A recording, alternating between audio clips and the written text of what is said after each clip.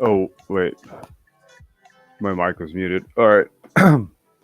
Let's see here. Okay. Welcome to episode 616 of the Black Brain Trust, Black Business Talk, the cottage food industry. Yeah, I'm going to take a little different approach to tech. We're going to talk food. I'll give you guys like a few minutes to file on in.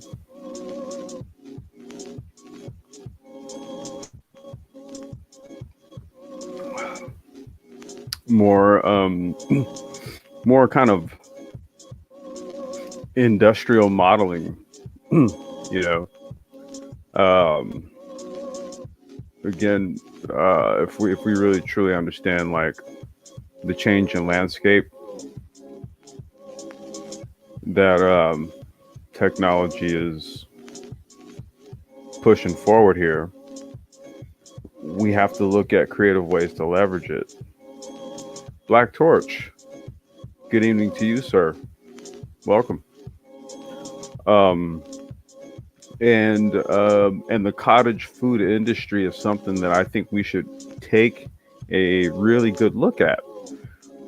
It's a very low cost of entry to get into, very high ROI if we take the proper approach and angle at it. And so that's what we're going to look at today. We're going to look at this as a viable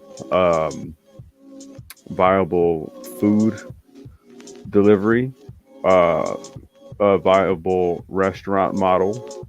We're gonna model out a few things here. Now, just for um, my own sort of interest in this. This was something that my wife and I were going to pursue. She wanted to open a French bakery, and um, back in September of 2012, the state of California uh, passed. Let me pull it up here, and I'll drop the link here. Hold on one second.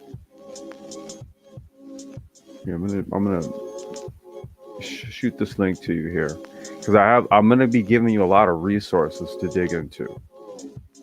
I have a lot of resources that I pulled up, but I wanted to kind of, just try to preface all of these discussions here. So here, let me do this.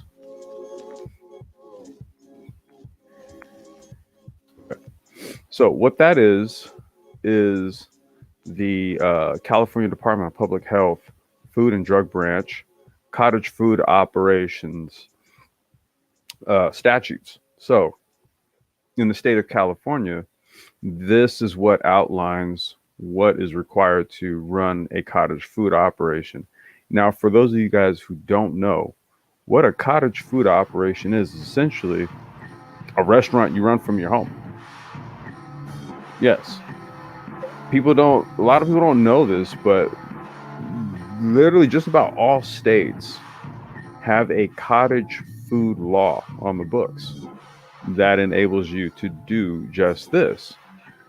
And on the low, there's been a lot of people, Dorian, Sir Abadayu, peace, brothers, welcome. On the low, there's been a lot of people that have basically been on the come up during this COVID time, leveraging this type of thing, right? So I wanted to kind of like have a discussion and a bit of a deep dive about it because I think this is something we're not we're not uh, we're not jumping on here. Now, this is Cottage Food Operations Assembly Bill AB 1616, authored by Assemblyman Gatto, Chapter 415, Statutes of 2012, was signed into law by uh, uh, uh, Governor Brown on September 21st, 2012, effective January 1st, 2013. Okay, so like I said, back in 2012, this bill was passed, and then effective January 1st, 2013, this became law in California. The bill allows individuals to prepare and or package certain non-potentially hazardous food items in private home kitchens referred to as cottage food operations, or CFOs. Here, let me put this in here. Mike Ship, what's going on, GPs? CF. Look that up. Cottage food operations. Okay, all CFOs have to meet specified requirements pursuant to California Health and Safety Code related to. Now, these are the stipulations. Preparing foods that are on the approved food list, completing a food processor training course within 3 months of registering, implementing sanitary operations. I think that's actually part of the, if I recall, because my wife had started to actually go through this. And if I recall, you go through the training course, and then in the training course, they tell you which sanitary operations you have to have. So basically, if you do it, you have to have like certain things within vicinity of what you're doing, right? So like you have to have like a fire extinguisher within 5 feet, I think, of the stove. I'm trying to remember some of the other things you needed. There were a few other things you needed. Okay, implementing of sanitary operations, establishing state and federal compliant labels. So that means you have to label the food a certain way, or you have to label your packaging. It has to have a certain label on it. Operating within established gross annual sales limits. So the other thing too is that, man, you can't be making like $10 million a year out of your house doing this, right? Like, it's like if you're doing this, you well, you know what? I'm not going to go there. I was going to say there probably technically is a way on my head, my business head started thinking, and I was like, don't do that. There probably is a way you could do it, but we won't go there. But operating within this, so I think I don't recall exactly what it was. I don't know if it's changed. I want to say it was like $200,000 or something like that, or $250,000. It was like $250,000 or something. Yeah, I think that's what it was. So basically, what a cottage food operation, it's meant to be more of like a home-based business, and what it can't do is you can't basically compete with like a Ruth Chris, right, steakhouse from your home, right? And they're operating with this super high overhead. They're paying all these city taxes. They're paying employees. They're paying into employees' health insurance and all this other stuff. And then here you go with your own Ruth Chris out of your house. Ruth Chris gonna be like, what the hell? You know? So there is a gross annual sales limit, but it's ample. It's ample. Let's see. Learn a bit more about the state requirements for cottage food. Put the links provided below, and then the links. It just basically covers all the, it's cottage foods labeling requirements, general food labeling requirements. So you could do like packaged foods or like actual cooked foods, right? That would be cottage versus just making things like canned jelly or something. How to add food product to the cottage food approved list, right? So let's just say you have a food item and it's not there, it's in question, right? There's a process on adding it to the list. So I think that list is huge by now, because even back then, we looked at it, my lady was like, shh, babe, let's do it, and she had a whole menu set up, man. It was butter laden. Let's see, request to add food product to, okay, yeah, there's PDFs, guidelines on cottage food operations, registration and permit requirements. That's a PDF, cottage food operator training. That's the PDF for that. Yeah, I mean, that's pretty much it. I think I posted here. I'll post it again in case I didn't.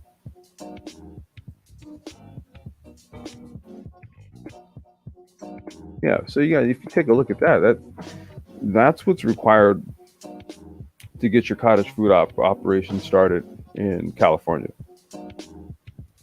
Now, let me tell you something. People say, "Oh, it's expensive to live in California." Let me tell you what else. What else? It's in California. It's oftentimes easy to make money too. Okay, if your food is good, Out here, people will buy it. Okay. So any fellow Californians listening to this at the moment, if you've got the magic touch in the kitchen, I'm just saying you might want to consider something like this. Take a look at that. Now, for those in other states, I'm going to point you here. This is a sister who goes by Foodpreneur Institute. Okay. I've been a sub to her for a minute. Okay. I want you guys to check her channel out. Foodpreneur Institute. Okay. She basically she breaks down the whole cottage food thing on YouTube like better than anybody. Like I think she even has it broken down like by certain states also. Like she literally goes through each one. Let me pull it back up. Yeah, let me see. So she's got Florida cottage food law and guidance document. She's got Vermont cottage food program, Maryland cottage food law. Let me see. There was some other ones she covered too. Selling homemade foods during a pandemic. That's an ebook that she made. And then there was a video she did. Writing policies for your cottage food business. You guys, I mean, there's resources out here. You know what I mean? And I'm just like when I'm on YouTube, I'm a dork about it. So I got a few other live streams where I'm just gonna basically run down my list of channels, like Black folks on YouTube that are doing like tech channels that probably most people don't know about. And it's a ton of them. And these dudes got tons of subs and people don't even know about them. But this is another resource of Black folks that are really providing information, and you know, everybody's caught up in you know, who's average, you know. But she's breaking this all down. Let's see here. Let me see some other topics here. Food, holiday marketing for foodpreneurs masterclass 411 on cottage foods. What makes them profitable? It's 42 minutes of information there. What about pricing products? Let's see here. Break-even point. What impacts price? Pricing for profit. Pricing for profit. Pricing is a mindset. Dude, hit this. Go sub to this channel, please. Pretty please. With a cherry on top. That one right there. Foodpreneur Institute. Yeah. This is what I mean. I'm trying to. One, I'm kind of breaking this all down from what it was that we, you know, my wife and I were looking to do. You know, we had the, you know, the music stuff was going, and you know, the baby was here, and I was working from home, and you know, it was sort of like, all right, you know, let's get this cracking, you know, and man, it's right there, you know. Now, I want to give sort of like the bare bones to this, and here I'm gonna put the link here, and because we can kind of be interactive about this conversation. Hey Devin, what's up? You food snob?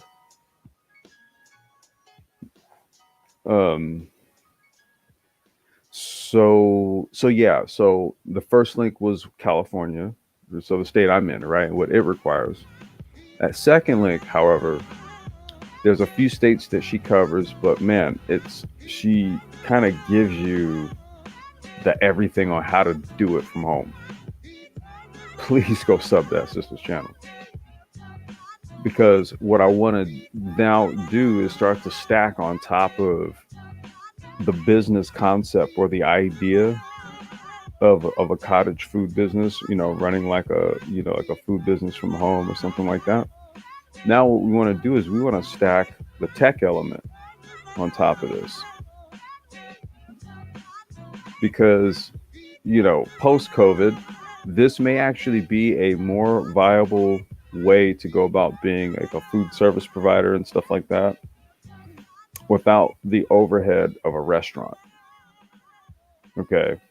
If we one factor in things like the impact of like social media and all that type of stuff, marketing and all that, and you know, um, I've even heard of ideas being kicked around of a virtual restaurant, right? So it's kind of like you have like a sort of like a and shout out to Richard Dixon, man, because he's the one I'd be like, he the one to be throwing these ideas in my head, and then I start like YouTube and Googling shit, and then I start like, whoa, dude, what the hell? So Trip, this was like in like Eastern Europe or something, right?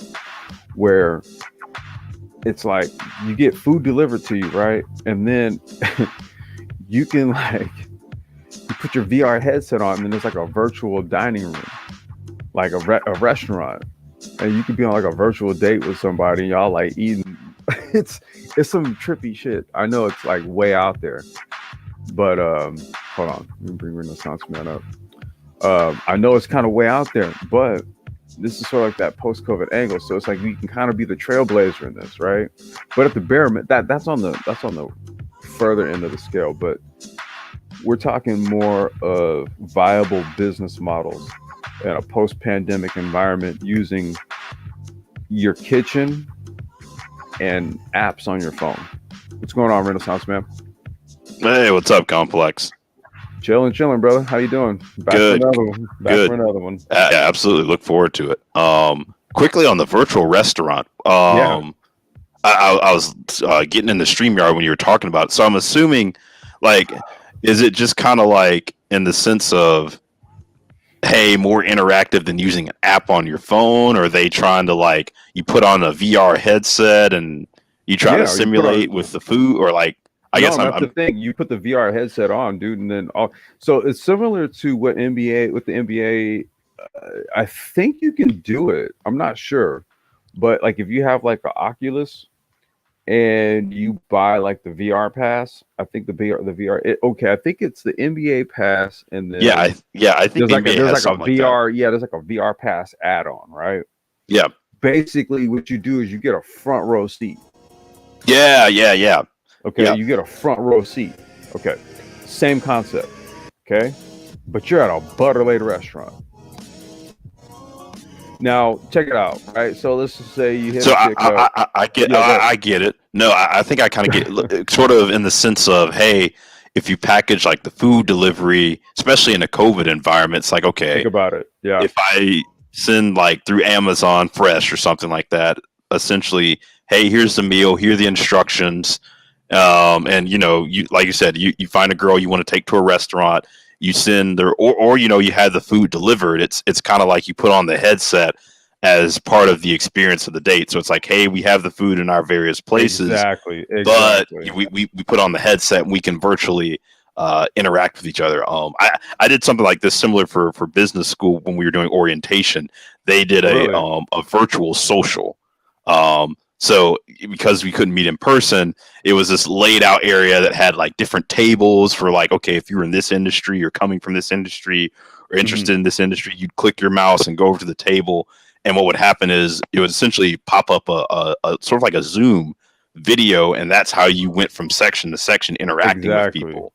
Exactly. And that's kind of where the next level with this, right? I mean, you could literally run that entire operation like one, you have your cottage food thing going from home, right? That's kind of operates during its hours and you do what you do. Meanwhile, you have sort of like a cloud-based VR thing going where all it is, it's just a virtual, it's just kind of like a virtual restaurant application that runs. It's not like there's going to be real employees in it. Yeah. You know what I But mean? It's but like the the cool food gets to concept. you. Yeah, go ahead. No, I was going to quickly say the cool concept is when you look at like the rise of things like online dating, and you start talking about people who are in 2 different countries or something like This that, is what I or mean. halfway across the country, being able Right. to have a date versus obviously if you're in the same city, it makes sense if possible to go in person. But if you're talking about pairing that with like a dating platform, That this that is, may actually play well in the manosphere and you know if what we I can hate. get people to pick Renaissance guys. man, I hate that we're delving too deep in this because we may just be giving the skinny on some stuff. What's going on, MOT? Yeah, I was just about to give away an idea. So Don't do it. We already. yeah, yeah, because nah, man, like I mean, dude, this would be so dope, Uh-huh. but I can't say it. I can't say it Don't do it. Don't do it. because Don't, it's no, no, so no, no, no, obvious. no. Don't. It, Don't. all right, Put it in the back chat. I mean, because Look, it's a yeah, put it in multi-million the dollar. back chat or something because we just model. I said we were gonna model this out, but let's not give out too much, right? Because I want to go back to the actual cottage food industry. Are you familiar with that, MOT? Yes, You are. yes. Mm-hmm. Okay. What do you They think kind of about already do that? it with Uh-huh. well, they already been doing it with marijuana for years in Colorado. Well, but I know, but we're talking more about like basically home prep foods as an enterprise, right? Let's just say you had like a better burger than like an In-N-Out burger or something, right? Oh yeah. And so you run your own burger joint like out of your house. Yeah, my brother Like, does mhm. that. Well, I will explain what he does, and you tell me whether or not. I mean, he doesn't use like applications or anything like that, but he does nothing but prepare food all week to be sold Friday, Saturday, and Sunday night, Right. and he Okay. makes So like he does. $4,000 a week. But he Yeah. can quite easily, and I mean easily, have an app where he's dropping the shit off across town. Now Easily, just as easily as that's he's doing where I this. wanted to go next. Yeah. That's where I wanted to go next, right? Yeah. Because we understand now, we kind of broken down that basically the majority, I think pretty much all states have a cottage food law on the books. These are books that have laws that have largely been on the books and have had to be on the books because out of necessity, right? There, you have people who are like health providers and stuff like that, and let's just say they also had to provide meals. And let's just say you had someone who was being paid to be a primary care provider, or being their what do they call it? You're the person who takes care of another person. I can't. Yeah. Like assisted living type of thing. Right. And let's just say Caretaker. a caretaker. That person has contracted you to do that, and you do it from home, and you make food for this person, right? But that person compensates you, right? There had to be a law on the books to permit that because of the possibilities for something to happen with maybe there being something E. coli or something, right? And so there had to be some statute of law on the books. But what ended up happening was that it was kind of like a bit of a loophole. I don't want to call it a loophole, but it was actually expanded. Because at the end of the day, they were saying, okay, well, look, what if I'm a person who the primary thing that I do is make the food for them, and that's what they're paying me for. That then is essentially a business, right? And so you had a lot of people who got real creative with the law here in California, and what they ended up doing was actually put that statute on the books there, the one that was passed in 2012. But all states have something like that for that very reason. Yeah, I was going to say, I think it had to be more recent because it's funny you brought this up too. I was, for Christmas, I got the book. It's a show on NPR called How I Made This, talking about entrepreneurs. Mm-hmm. And I don't know if either of you all have heard of a place called Chicken Salad Chick. What's it called? No. Chicken Salad Chick. So this lady, and she actually was, the reason I knew about it, she was actually in my college town doing this. She started making chicken salad out of her kitchen and selling it. And it got really popular. And a neighbor actually called the health department, and they shut her down. But Well, the good thing was her and her husband said, okay, this has been so popular. They turned it into a restaurant, and they're doing. I mean, the first year they were doing like 3 million a year in sales, and now these restaurants are all over the southeast. Just literally chicken salad. She was making it, and they got all sorts of spins on it now. I mean, I know they're definitely in multiple states. Yeah, I mean, because you know what, they spun it up, they scaled it up from a completely different model. What I also just dropped in the link in the chat there was another link I wanted to provide. It is called Flip, which is called Food Liability Insurance Program, and that program right there insures your home-based food company. So, yeah, go ahead, like you got it. Right now, like before my other brother got his restaurant going, like my brother, another one of my brothers who decided that he was just going to do it another way, but not spend as much time as he was doing with his restaurant. Mm-hmm. And that's how he got the idea. He went in there, he was cooking for me like, look, man, I could just take this shit to these fucking clubs and that's it. I could be chilling out the rest of the week, and that's what he does. But my brother runs an actual restaurant where he does very well. So yeah, so it's kind of like two of the same things, but my brother doesn't want to scale it up. He's a young dude. You know, once he got enough money to buy a little weed, he's good for ever. And it's the only thing that motivates him. So so it's like, I was gonna say that's a lot of entrepreneurs in general. You staying in sort of that lifestyle type of company versus, you know, really trying to, you know, scale it up and make it into a profit making machine. Yeah, I mean, you know, I brought him over. I'm like, look, man, you can do this. Like, man, I don't want to do all that. No, that's some people like that's their motivation is like, hey, if I don't have to work the 9 to 5 and have the you know, the mundane structure to it, and I can do enough just to get by, I'm good. That's just some people's mentality on it. Man, I mean, but you know, this dude is just living like a vagrant who cooks. That's all it is. A vagrant who cooks and smokes weed and play video games all day. Meanwhile, and prepares the food for the week.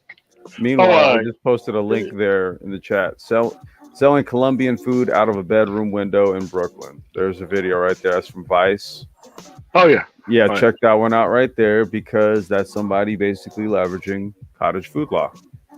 Now, I mean, I'm like, okay, you do that, then put your actual business on a Grubhub. Yeah. Okay. Put it on a DoorDash. Savvy social media marketing. Put it on a food truck. Put it on a food truck. Yeah, that's what. No, I was going to quickly say that's what me and Real and Triz were actually talking.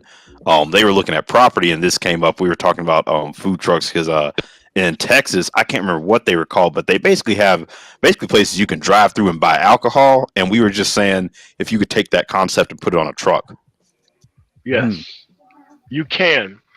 They do it in the South. It's called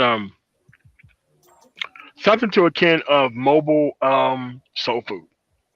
Like as long as you buy a certain amount, someone given a certain time, they will drive up and deliver everything to you, no matter how much it is you ask for. I think it's something like $25 or something like that. But yeah, they are doing that. That's what started during like COVID-19, because you know people wanted to go to restaurants, and you know, like more of the upper class people were just buying that shit like it was nothing, man. Yeah, people were just having food, having a number that's being called. You know, they'd be like in their church group or whatever, and these people would just be driving up, dropping off whatever, man, making a ton of money. Yeah, because like I said, we were taking it more from the food or the alcoholic side of, you know, we were thinking more along the lines if you're having like more professional side, when companies want to have things like happy hours instead of having to go to a place, just being able to pull a truck up outside and you can make, you know, margaritas or whatever people want, like that, having more of an outdoor type of social thing. Yeah, California. I would assume that they would probably would. Since like weddings, like I haven't heard of anybody getting married at some big ass wedding, but there would probably be the premier thing to have like a person, because you know it's normally like open bar at a wedding, but if you can have somebody pull up with their truck and just be making the drinks, kind of like social distance outside of the actual chapel or whatever, where you're at, hey, why not, man? Yeah. Man, I think I've seen a truck that basically has like a Robo Bar. So it's like it dispenses a cup and then it puts all the right ratios of all the alcohol and then whatever Oh, nice. sweeteners in it, and then you just grab the cup out of it and you literally just run your card, and like the dude's just sitting there in the truck, like just that's what I mean. I've seen like the next level stuff. I want us to do the next level shit. Mike Ship said, "I don't know if I want to eat food out of someone's bedroom." Hey, I don't. Apparently, the Colombian food that's being sold out of that bedroom is what's cracking, because Vice did a whole piece on it. So I don't know. Oh shit! So if Vice did a whole piece on it, If they did a piece on it, it's the lick. Then a lot of people know about the shit. If they didn't get shut down after the piece was done, then it's some pretty legit shit. I mean, because you know that's what happens first. You know, they see some shit that's going good, and the first thing you look around is the fucking code enforcement out there trying to shut. I know, right? Did you guys see that Colombian food piece on Vice? Yeah. Where you at? Yeah. No, you need to go get one of those empanadas there. Mm-hmm. You found a hair or two in it, you know. Mm-hmm. And while we're here, we're gonna ask you to stop doing this after our food is done, though. But that's the hustle for all the immigrants that come over. That's one of the first things they're going to do is start a restaurant with their cuisine, and they'll do pretty well, especially if you're in an area where there's not many. Like I know people were saying when the Hispanics were moving to Denver, that was the thing is, you started to see like 20 years ago, man. The first thing you do is get the food popping. Yeah. Get the food popping, yo. Highly favored, it says COVID-19 grant loans start today through January 8th. There you go. Get your cottage food business sparked up with that grant money. It ain't much. Let's see. Doc Phoenix said, I would caution against this, as there is high likelihood that folks that run afoul of local health departments. Now, Doc Phoenix, that was going to be another part we were going to be talking to this, right? Yeah, because this is where I take the engineering cannabis approach to this, right? Because I know there was a dude when this was back in 2015. This was a brother actually, and I can't recall the app name, but I'm on his Facebook page somewhere. But he started an app, and what it was these were actual trained chefs, right? So these were people who made stuff from home, but these were people who also were accredited chefs, right? So you weren't just eating anybody's stuff from home. These are chefs who decided that what they were going to do is, instead of just working for a restaurant owner who was always late paying them their weekly salary or whatever, they just decided they would just do their own thing from home, right? I've always thought that idea was brilliant. And so it's like, yeah, you could just get on to the primary apps, the Grubs, the Uber Eats, and it's all there and blah, blah, blah, blah. But if there was maybe some sort of social rating mechanism, some sort of, again, it's one of those things where, if you're, go ahead. I got another idea. Do you have like a cooking co-working space? Yeah, there's that too, right? So like in the sense of commercial kitchen spaces. Yeah, in the sense of, hey, if you have people who don't want the whole sit down, but 2 or 3 of us get together and we have a list of clients, let's go rent a restaurant, and that way you avoid the health department, but you split your overhead costs down and you run it out of there. Now there's the next idea I wanted to get into, because this was actually the idea that kind of got me thinking along these lines. I don't know if you guys know of a dude named Mr. Beast. He's a YouTube guy, and he makes crap loads of money on YouTube because he was kind of one of the first people to figure out how this YouTube thing works to make a ton of money, right? And so he's been doing this for a long time. So he basically has embarked on this new venture. And so what he's done is he's basically gotten restaurants like just in random places to outsource to him. So here's what he'll do. He creates he kind of has like a very simple menu. It's like a beast burger, and then there's like these kind of fries, right? And what he did was he got somebody to come up with some sort of proprietary seasoning. So when you put it on the fries, like no one else puts this seasoning on them, right? So they're beast fries, quote unquote, right? And then you take the same seasoning and then you put it on like these beef patties that you had sent. So he sends all the stuff to these restaurants. Okay. Now it's very simple. Check this out. He markets it all just online and on apps. Yo, we got a new Beast Burger location in this place, right? And then so these people, because they know of this guy named Mr. Beast from YouTube and all this stuff, they're like, yo, I want a Beast Burger and fries, right? And let's just say they have a location in Orlando, Florida. Okay. I don't know who the actual location is. It's just some place that decided that they wanted in on the deal. Oh, okay. So basically, you're that's nice. Basically, he's basically subbing. He's basically selling his product to the restaurant, saying, "Hey, give me a percentage of sales of this." Reselling, and then they're so it's no different than candy or cigarettes or Pepsi, dude. He's just doing it with hamburgers. It's brilliant, dude. It is freaking brilliant, dude. Man, that's great. Oh my god, it's brilliant. And I'm like, but I'm like, dude, what the holy crap? I'm telling you, dude, like I start hearing this and then my fucking head explodes. I was gonna say, there's two sides to it too, because you can also take the side of, hey, I want to jump in the restaurant business, but I'm not the most creative chef, so I'll leave my window open, my menu open to new guys who want to debut their stuff, and I'll just manage the front end because I know how to get people in and manage the actual.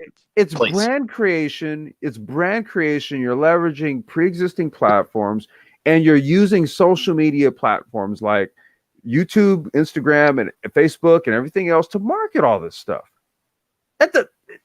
I'm like, oh my god, this guy just completely. It's like Airbnb almost. Yeah. You don't have a restaurant, but you have restaurants everywhere. You have a chain, right? But you don't have a chain.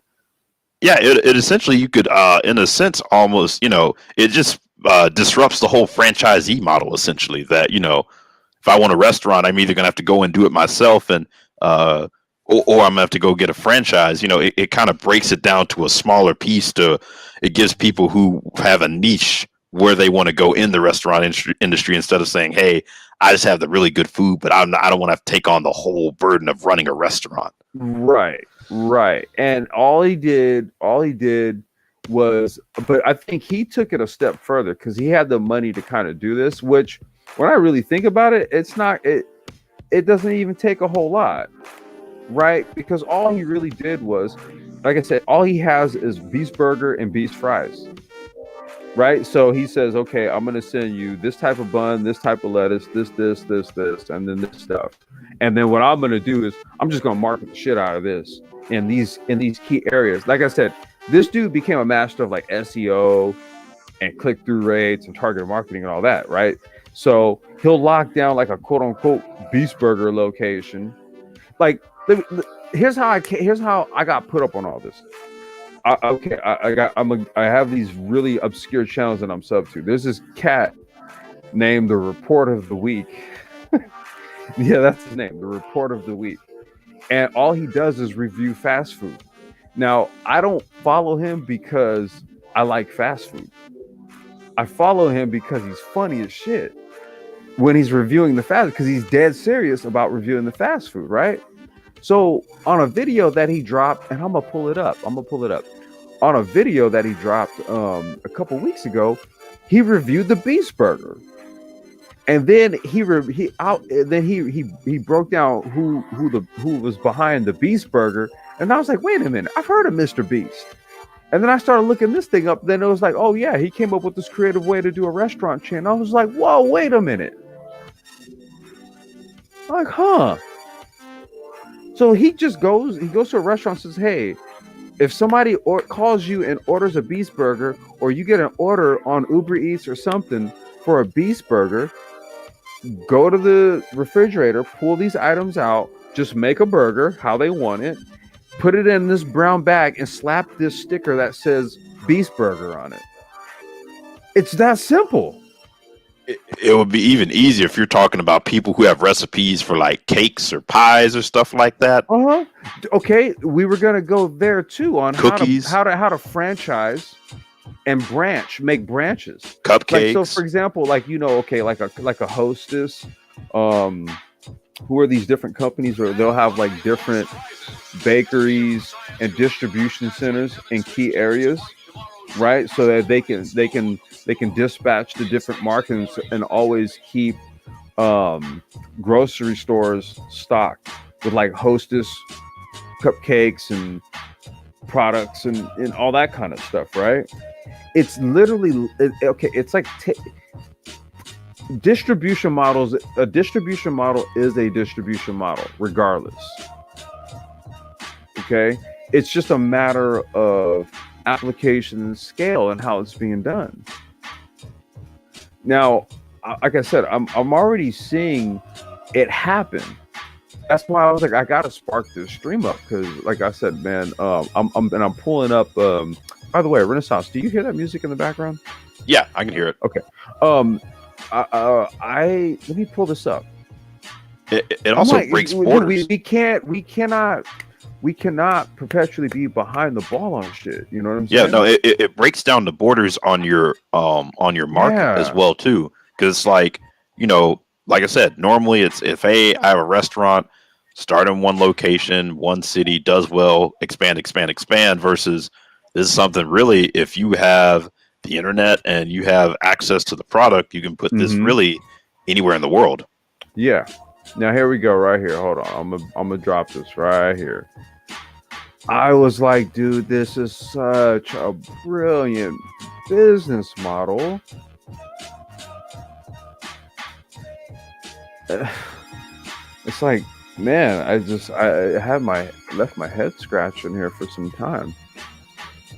And by the way, like I said, this is from the report of the week. This dude is because he's deadpan as hell, dude. He's got like a Mike V type of humor.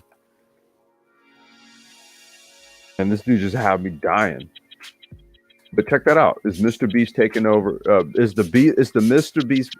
Beast Burger taking over the nation? All he's doing is outsourcing, dude. He has like a basic product: Beast Burger, Beast Fries.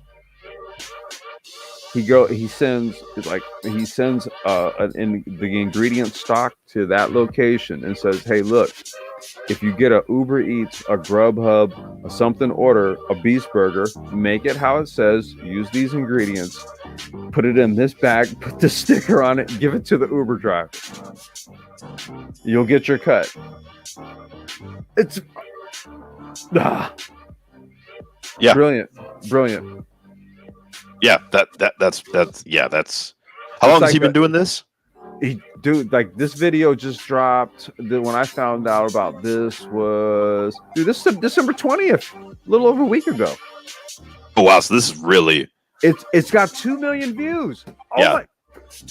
And I mean still 2 million. Bro, I mean in the grand scheme of things. Think about it. Think about how many people now know about Mr. Beast Burger. Yeah. Like that's why I was like, man, we gotta talk this talk, man. Yeah, the other thing that'll be interesting too is you're already started the integration, I would say, of I know we've talked about things like vertical farming. I don't know if we talked about to go there too. I wanted to go there too. I'm assuming you're pretty up on I believe it's what hydroponics as well, aquaponics. Yeah. So I mean, seeing that model integrated with, you're seeing the whole farm to table movement. If you go places where there's, large farmland, you will have some people who put a restaurant on, 10, 15 acres and do that whole thing. But bring that model in of, consolidating. I mean, I was at a restaurant with a cousin the other week and the guy had a tomato garden out front and he went and literally, this is a Mexican restaurant, and he was making, I guess he's probably making some pico, and went out front and picked a fresh tomato to go and chop and use. And I'm just like, if you had a whole, like a small greenhouse, or like I said, the whole vertical farming, it just takes that whole concept of farm to table to a new level. Yeah, that's where we talk about micro farming, right? Did we just do a live stream on that? I think we did. I want to say we did one this past weekend. Let me see.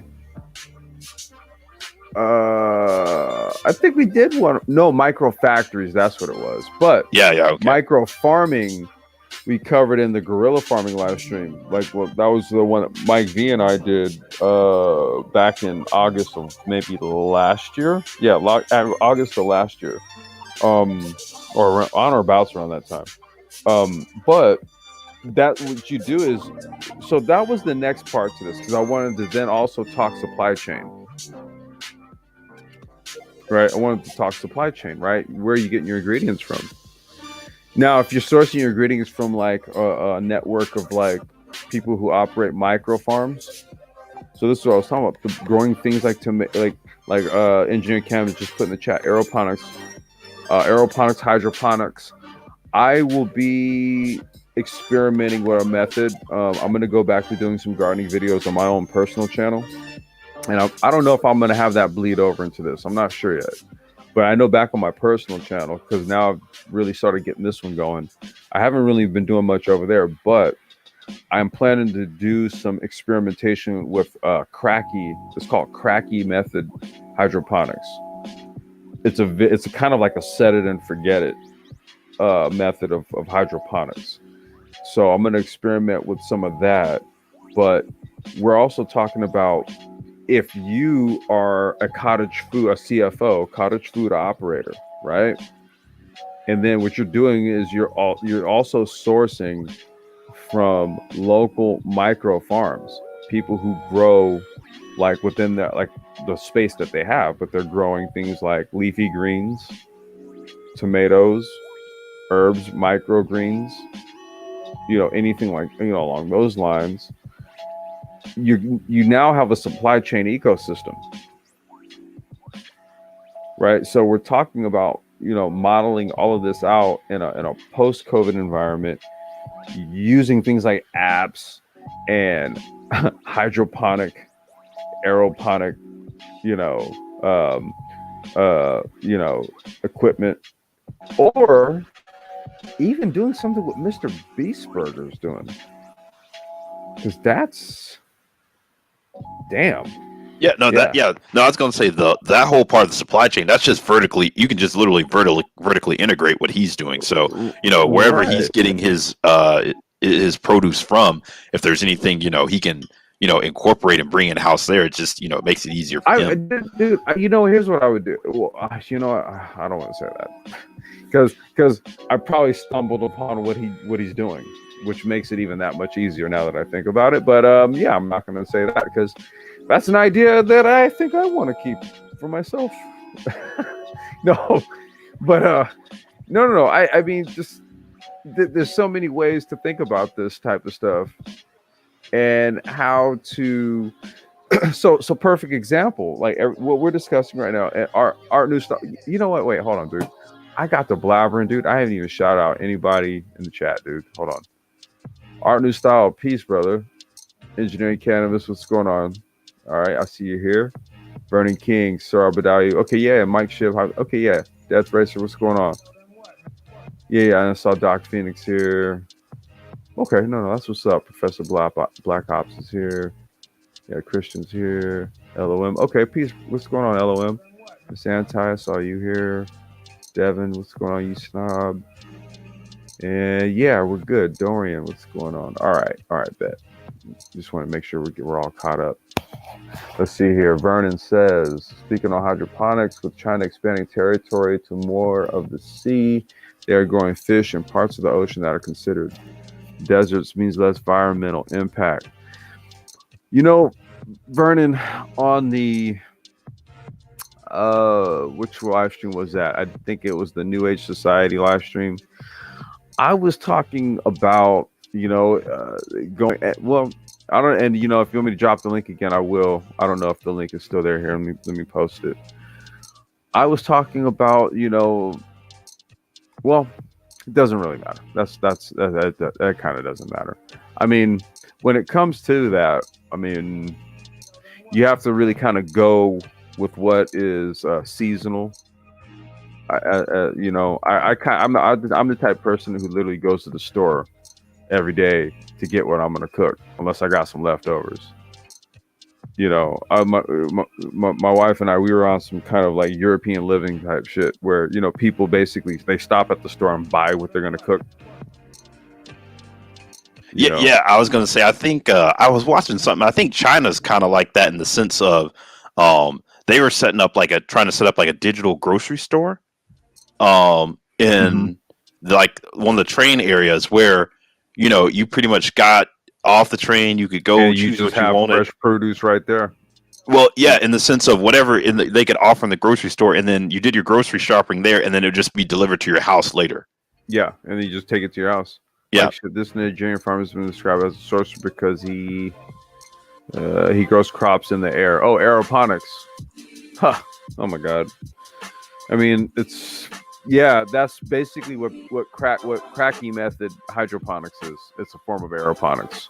Because what it does is it basically provides just two root development ecosystems within a containers, right? So you have water roots down at the bottom and then air roots on the top.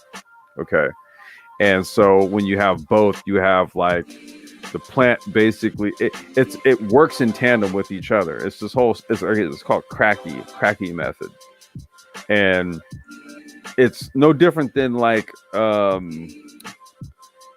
so that form of hydroponics goes all the way back to what they call the hanging gardens of something. We're going 8,000 years back into the past, like antediluvian period of history, where they had these hanging gardens, and they had plants that would be growing on a ledge, but its roots dripped all the way down, and then it would be in like this pool of water, but then you had these air roots on top, and that's where the concept of the cracky method came in.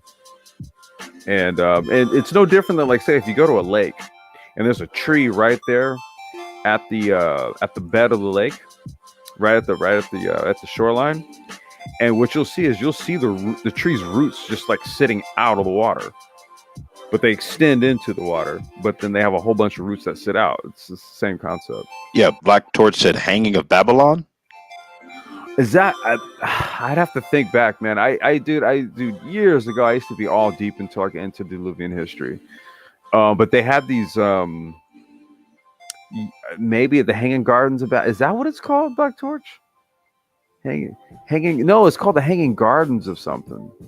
These are like hanging gardens. I have to look this stuff up. But like I said, in the modern context, there was a biologist, Professor Cracky. I can't remember his first name, but he developed a form of hydroponics called the Cracky method.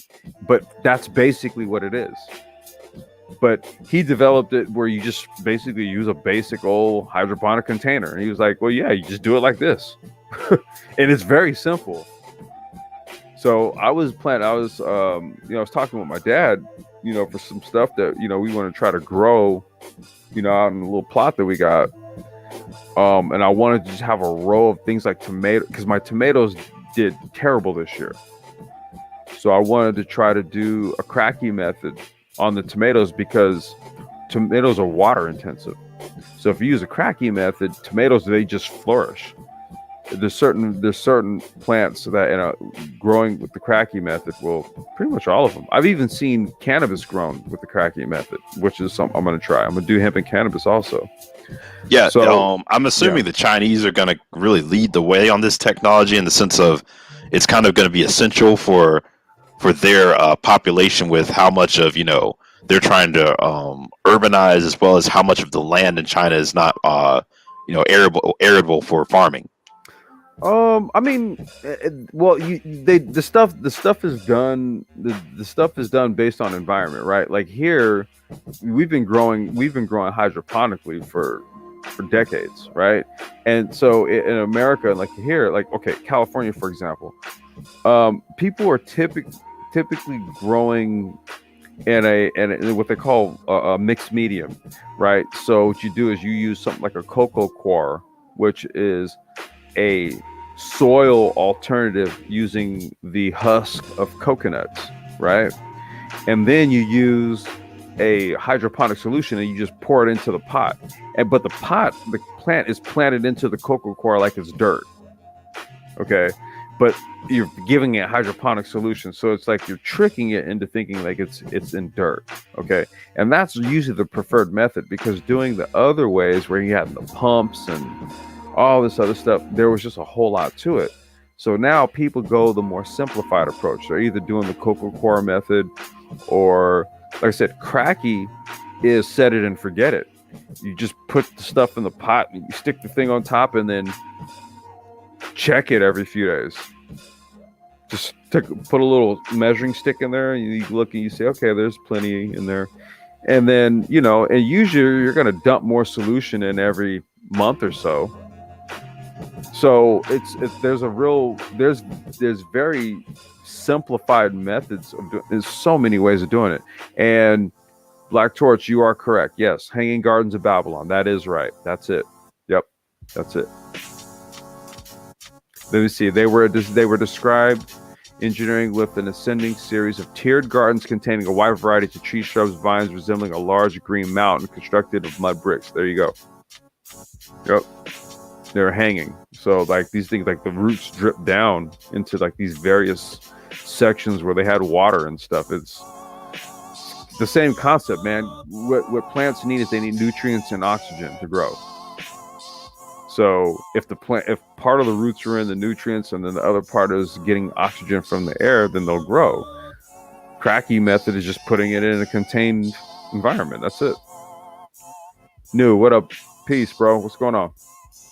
But I didn't want to get too far into like hydroponics and all that stuff. I was really just looking at it more from okay, you said what is a cottage food operation getting its ingredients from? Perhaps a supply of micro farms. Yeah. It's just a matter of how much you want to be integrated into the business. Do you want to be like Mr. Beast and literally, hey, I'm just going to literally provide the burger and the marketing essentially, or do you want to say, hey, I'll burger marketing ingredients as well too, instead of a third party, and I'll manage all of that portion. I just don't want to deal with the day-to-day of keeping the restaurant going, having people in, and dealing with the paying customers. That portion. Well, remember this is cottage food, right? So it's all being done from home, right? So we don't have customers, we don't have a restaurant, we don't have any of that, right? So I'm a cottage food operator. I make burgers, right? And then what I do is there's an artisan baker who does a variety of breads. I get all my buns from him. There's a person who does they make they grow hydroponic produce, at a room in their home or in their backyard or something. So I get all my lettuce, all my tomatoes, something from them. And then there's this guy who goes to the farmers market every other week, and he does all grass-fed beef, right? So I get my beef from him, and maybe I also source my cheeses and whatever from a producer at a farmer's market, right? So this is where I'm sourcing everything from, local producers, and then I run my CFO, and then I'm leveraging apps, right, to solicit orders. Now, again, similar to what Mr. Beast is doing, he just went directly to restaurants and just said, hey, here's the ingredients here. When that little Uber Eats, Grubhub thing buzzes and an order comes through and it says, Mr. Beast, make the order with my ingredients, okay, the way they want it, and off it goes. That's just two different models. What he's using pre-existing commercial infrastructure because he has the brand cachet to do it. Like that video link I posted has 2 million views because everybody knows who Mr. Beast is. But if you're you know, somebody who is going to be doing this just out of your home, it's going to work a little bit different. You're going to basically serve that local market. Yeah, Black Torch said, I'm interested in vertical farming with AI. If I swear I got to email Young Grizzly because I'll email Young Grizzly and see if, you know, he can come on and talk about, because I don't know if I got to see what the progress is on his project, but he was the resident person here on the Brain Trust that was making all that stuff. What was he essentially trying to play the model you were talking about of the AI basically manages the distribution of the nutrients to the plants and measures everything. Yeah, light, atmosphere, and within a contained environment. Man, he was writing the code for all that stuff. Oh wow, that's awesome. Yeah, he's developing a whole application to manage all of that. Yeah, there's a dude heroes doing it. Yeah, that literally makes it where you can start talking about scaling something like that to, you know, something that's the size of, you know, a football field or something that one person can manage, you know, in a relatively small amount of time. What would you do versus having 4, 5, 6, 10 people, you know, having to be in there, you know, monitoring all of that when you have AI to assist you. Well, what you do is all you're doing is so you have self-contained containers because they're all built in containers. So you just scale out the containers based on okay, you have a football field worth of space. Okay, you stick a football field worth of containers in there, right? The application that manages it all, okay, per container is going to be the same, right? That's how you scale it out. It's all in a contained environment. And guess what you can do? Scale down. Just remove the containers. Yeah, that, and I'm assuming you're going to get better quality, better yield, just because anytime you can introduce science and measurement, you're just going to get more accuracy along the lines of what you produce and more homogeneity amongst especially products and vegetables. Right, and that's where engineering cannabis is always keen on having, like, you know, a big data stack that records everything that's going on to ensure that you get consistency. You know, hey, he's the one who argued me down about that, right? I was just kind of like, well, you know, I don't think you can get as good a consistency as you get if you just stick we're talking about cannabis. If you just stick them outside and just, you know, give it the right stuff. And he's like, no. He's like, yeah, you know, if you've got the right, you know, big data structure to manage everything that's going on, then you're gonna know what's happening with each individual plant. And, you know, it was a bigger scope of thought that he was applying to it than I had been applying to it, because, you know, as a data scientist, that was his angle on it, and I'm not a data scientist, right? So he's seeing it from a different perspective, but that is actually the case.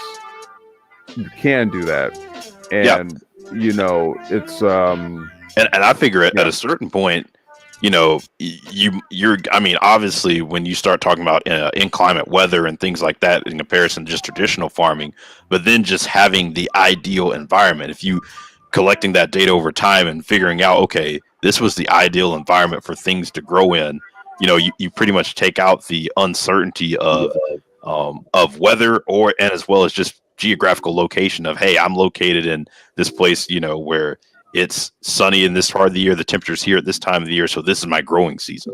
Mm-hmm. So it's just creating that artificial but idealistic environment for growing anytime. Yeah. And that's if that's for, you know, the angle that you're taking on all of this,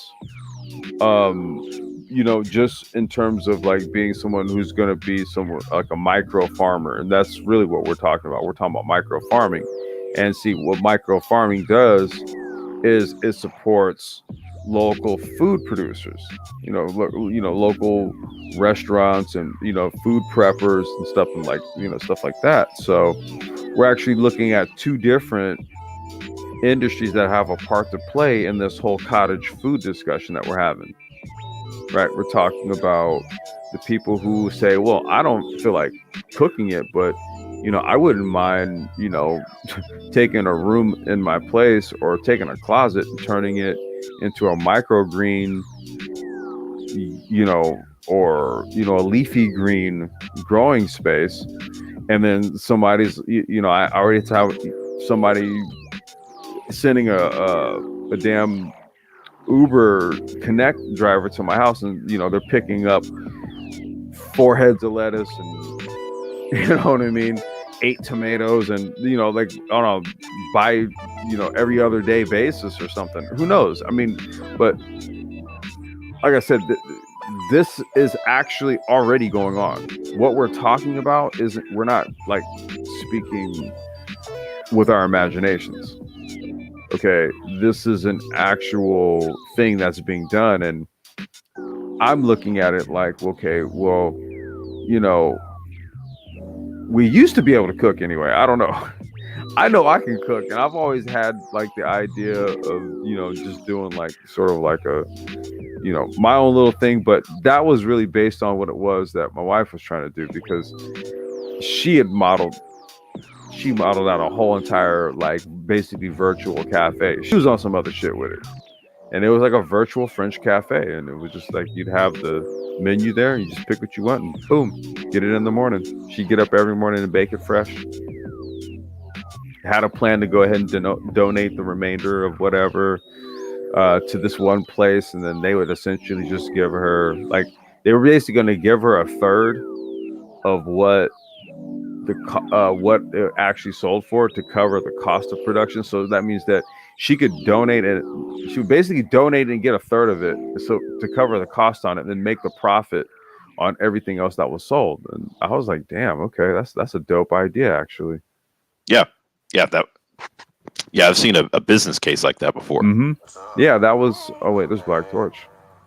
That was her angle on it. I love your set. Hey, China White, welcome. He owns a PC computer. That was her angle on it. But again, we're 2 days out of 2021.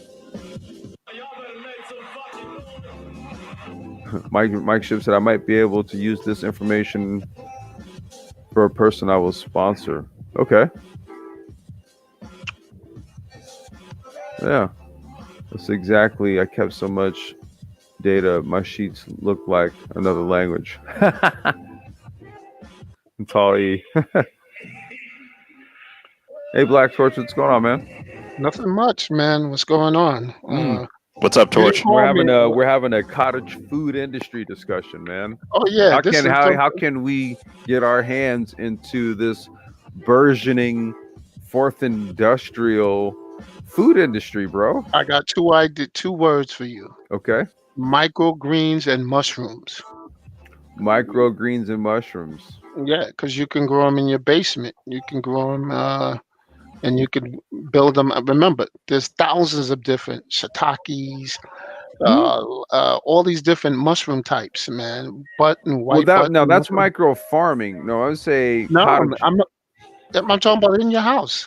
No, I'm saying that's micro farming. I was talking about cottage food, the cottage food industry.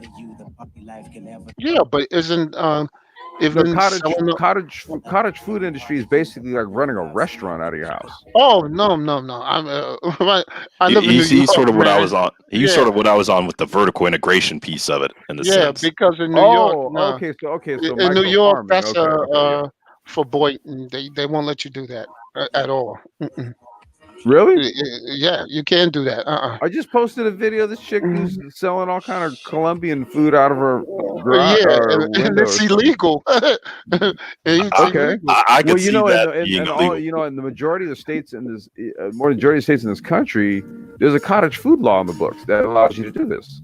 I could see New York saying no because they have so many immigrants. Well, and rats. They have people. They have so many rats. That's what they have. I mean, I'm just trying to tell you, because you got to have a food handler's license.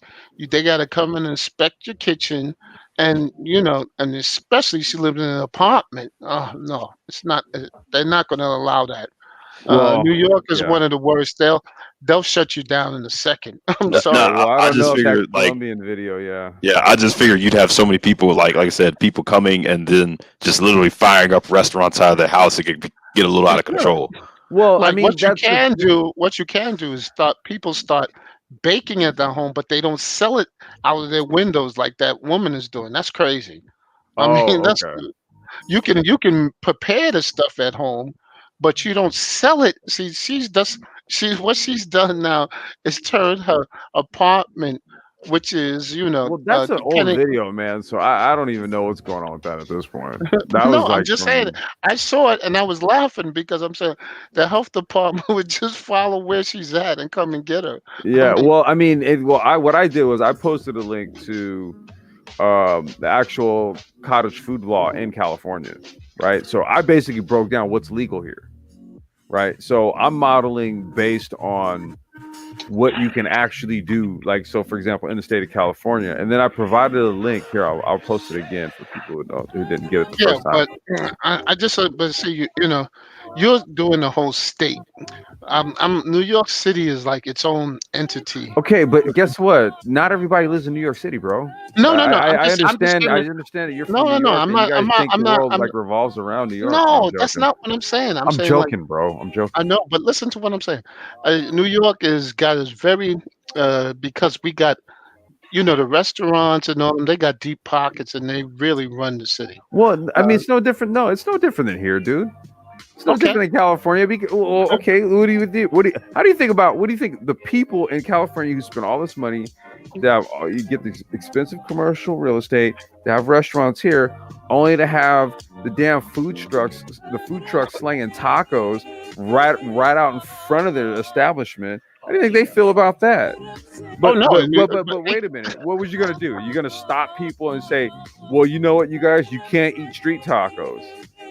So you no. know What what they they forced did is California to do? They forced what California to come up with regulation that said, okay, well, listen, if you guys sell food out of that truck, you can't be within a certain exactly. area of a restaurant, but you're not going to tell Californians that they can't eat street tacos. That's bullshit. Oh no, Uh, I totally agree with that. I that- totally agree with that. We got areas of New York where they can set up, but they That's I'm but not that's how talking about competing with the pre-existing establishment, right? I mean, I'll tell you right now, the reason why this live stream is happening because largely the pre-existing establishment is done for. Didn't they just shut down whatchamacallit in New York? they shut down some. That 102 or 12-year-old restaurant, what's it called? Something the something They got club. no. You're talking about that other place that they shut down. Yeah, what's the one Yeah, that's been around for but years? They there's had but the, presidents that had eaten there. yeah, but we have so many of those joints closed down, and they Do you think they're going to open reopen. back up?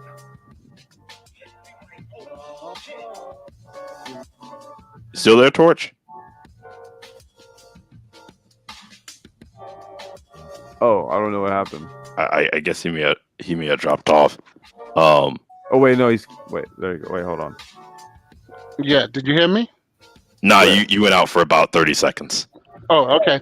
Yeah, no, Complex. Go ahead, man. I'm sorry to interrupt your stream. No, I was just saying, it's like the reality of it is that this is a post-COVID environment, right? So there's a whole entire sector that's actually kind of open for business, Mhm. right? Now, here's the one thing I can say: if New York is smart, well, I don't really know. I'm not from New York, right? What I do know is that the majority of states have a cottage food law on the books. Okay, I'm sure they've got to have something that's a variant that lets people in, but not. That's what I mean. I'm pretty sure it's something, but I mean, I can't verify what it is. That's why I read the one from California, and then I provided a link. Wait, yeah, I did post it again. The Foodpreneur Institute. Okay, Black Torch. They let Uber in New York. Uber and Lyft. Yeah. Okay. you know you have the taxi industry there, right? No, yeah. Yeah, That's what I was. That's how I was no, curious because those medallions were worth money. that was no, because that was different. We had in New York, they had a thing where you were black and dark skinned, they would not stop for you. Yeah. So the cabs would not stop for you. So they petitioned to have Uber came in, and all of a sudden the taxi driver said, "Oh no, we'll pick them up." You know, Well, this went okay. on for 20 something years. They wouldn't pick up black people and It, take them to their destination. I remember standing in the street, and a cab just went right by me and went to this white dude. The white dude was astonished as I did. He walked up to the cab. I walked up. He said he held the door open for me and says, "Get in the cab. This guy's full of shit." well, I'll say like that's the beauty of decentralization, Yeah. Well, right? And the that's why thing I'm Mike saying we V need was to take advantage of it. well, Mike V was talking about on the other day about AI and bias, implicit bias, and I was telling him, hey, so we still can't get a cab to work. We're talking about wireless cars and AI, and Yeah, the AI not seeing black people and driving right past. Then you not, know and, what, and man? Write it. We write it. We write it so and that that's it why. recognizes us. And that's why that's why Uber and Lyft got in, because people were so pissed off at how because remember the medallions cabs. I'm gonna give you a little history. Yeah, Medallion those things cabs, were worth No, $1 it's the million. medallions you gotta have, yeah, and their grandfather. You can actually sell them to people. yeah. And what happened was Bloomberg got into a fight with the largest medallion owner, was another Russian Jewish guy. So two Jewish guys fighting it out. So Bloomberg said, "Okay, I'm gonna crush this guy." So he let in all the lift and a thing. He didn't do it for us. He did it because he wanted to piss this guy off. No, he didn't do it because he wanted to piss some people off. He did it because there's too much goddamn money backing Uber and all these other rideshare companies. Come on, dude. I found the page for you. New York cottage food law. I'll send it. Put it in the Yeah, chat. there you go. New York cottage food law. There you go. Hey, every state has one because the actual basis of the law states back to like There you I was go. I doing my put it in history the on it, chat and for it. everybody. Hey, Naima, I'll, what's going on, lady? Welcome. I'll put it in the back chat for Yeah, I you. see. No, I see it right there. Pickyourown.org, cottage food laws. Yeah, I was gonna say every state should have it because the laws have to cover certain circumstances where people are paid as caretakers from home Okay, to provide food for other people. right. But like I thought, it was breads, rolls, cookies, cakes, cupcakes, brownies, fudge, uh, and they have things that prohibit anything raw nuts, breads that contain fruits and vegetables, pickled or fermented foods, because all these things have to be, and there's a whole list of prohibits. So it's basically baked goods. You can have, Right. right? Okay. In Yeah, baked California, you can like literally make like whole like catfish and no, you and throw you could throw like do like catfish and fries, bro, just out the window. shoot. Yeah, they Yes. ain't tripping. They ain't tripping like that out here, man. Sure, no, that's what I'm saying. We gotta understand. If you go outside New York City, I would agree, but New York City is kind of like crazy, man. They just Well, like, well, that's the reason why I've always been biased towards it. Yeah, as a West Coaster. What's going on, yeah, Jay? LOM, what state are you in? He says we don't have a cottage food law in my state. I'm wondering if he's just saying that they don't care, like they won't regulate it. You can do whatever. Yeah, is this something that's even regulated? yeah. Well, I Yeah, just typed in cottage food law for New York and it came up. I yeah, kind of yeah. knew that you can do baked goods, but when this woman was Mhm. telling like fried Well, stuff I out the think window, I what no, I said, think that hell well, no, no. I think that's what that video. Mhm. I think that was a baked good that chick was slinging out her window. I I thought think it it's a was an baked good. empanada. I thought it was No, I don't empanada know. with I meat. don't think it was, I'm not sure it was an empanada. I think it was like a Yeah. baked good or something. Okay. Yeah, he said North Carolina. North Carolina. Okay, you have to let me look because I still have her channel up here. Let's see. Well, I just did a general Google search. I'll just do a general Google All search while right. you're doing it. Yeah. Yeah. Because But they may not have anything. They may not give a damn. Sir Abadayu says I don't see any in GA. None for Georgia. Yeah, because I posted the link for California. North Carolina has Yeah. it too. I'll Wait, just what? post it in. Republican states. are a little bit more free with the food laws. Wait, say that I again. learned that. Wait, Jay, say that again. No, it seems like the Republican states are usually a bit easier. It's called limited food. Wait, limited food prep when the food is not cooked. Tall E says. Okay. Yeah, that main page. Virginia. Yeah, here's North Carolina. I put in the chat. So that's cottage food laws for North Carolina. There you go. Yeah, and that site that I'm looking at has all the states. Okay. What was the other one? Georgia.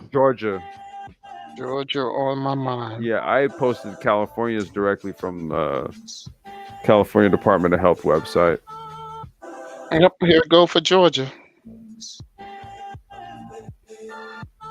But you can tell I do this for a living. I was going to ask you, Torch and Jay, did you all hear our discussion earlier as far as the whole Mr. Beast and what he's doing with the burgers? No, I didn't hear that. I heard a little bit of it. So my question is, how do you keep a burger under $200? How do you keep a burger under $200? Yeah, like if you have so many parts of a supply chain for a burger, like one guy's going to greens in his house, you're using Uber, one guy has the artisan bread, like how do you keep the price down? I mean, it's the actual produce in and of itself is not much. Like if you go to a farmer's market, you buy a head of lettuce, it's not a whole lot. It's lettuce, right? It only has but so much time to. But there is a certain scale, right, to the market. If a guy's in his house, how do you make it worthwhile for him to do that? Well, because what I'm saying is when I used to go to the farmer's market, I would pay either the same or less for a head of lettuce. It would just be better.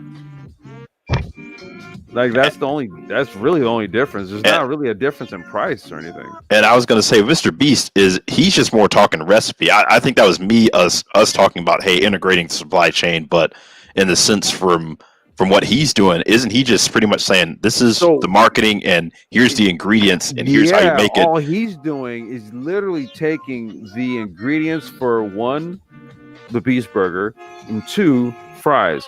The only thing he really did was to make it sort of distinctive was give it he has beef sauce, and I'm putting that in air quotes, and then beef seasoning on the fries, right? So some little concoction of seasonings that they decided, they tested and said this works, right? And then all he does is take those ingredients and he has a location in here, a location in this city, a location in this city, and then a location in this city. Then he makes a deal with Uber and says, okay, dude, I got restaurant operations here, here, and here. You're actually already doing business with them. They're just doing business with me. So put my stuff on there too. And they're like, oh, okay. And then what does Mr. Beast do? He's Mr. Beast. So he just markets his products on YouTube. Why? Because he's Mr. Beast. And because he's a YouTube guy, right? So then people are like, oh, I want a Mr. Beast burger. And then you got Report of the Week doing a review on the Beast Burger, and that video gets 2 million views. And I'm like, this guy's a genius. Okay, I think I wasn't listening in earlier. Yeah, that was early on. Yeah. Yeah, it sounds like he's doing like pop-up restaurants and basically. Yeah, that's been a concept they used to do that when a guy comes into town. He doesn't have a restaurant, but he says, I'm in town for this limited amount of time, and these are where I will be at. And people just flock to those joints for those days. You know who used to do that out here in LA? Jerobi from A Tribe Called Quest? Yeah. Okay, it was Fife, Q-Tip, Ali Shahi, Muhammad, and Jerobi. He was the fourth member of A Tribe Called Quest. Okay. So after the first album, Jerobi went to chef school, or he went to culinary school and became a chef. And then he would tour with them when he had time, but his profession was he was a chef. So some years later, he started coming out here doing basically pop-up venues. Mm-hmm. So there was a group of DJs and club promoters who would do these events where it would be Jerobi and he would just be like serving up food, and then they'd have like these DJs, and it would be like it would rotate at this event, this event. I forgot what it was. I forgot what it was called. But yeah, he would have like a menu. It would be on the flyer. Somebody And mute themselves. I can't. yeah, I'm not I sure think who it's that is. Jay. Yeah, Jay, that can you mute that? Wait, hold on. Oh, there he goes. So it would be on the flyer, like what kind of like stuff he was gonna be making. So everybody already knew what time it was, right? Man, that should be floating around on Facebook, floating around. Well, I don't know if Instagram and all that stuff was really popping like that yet. This is like 2015, 2013, 2014. And that's what he was doing, man. He was gigging out here for a good minute. I don't know if he's still staying out here or not, but I think for like a good year and a half, 2 years, he was just doing like these pop-up restaurant joints, and then it would be like local well-known DJs, and it would be at like a nice venue, and people just show up. You know, so this food model works in so many different ways. I was really more like for this live stream was looking at it as more of a profitable post-pandemic food industry model for us, utilizing what laws on the books allow us to do in terms of cottage food laws, number one, and then like the tech side of it.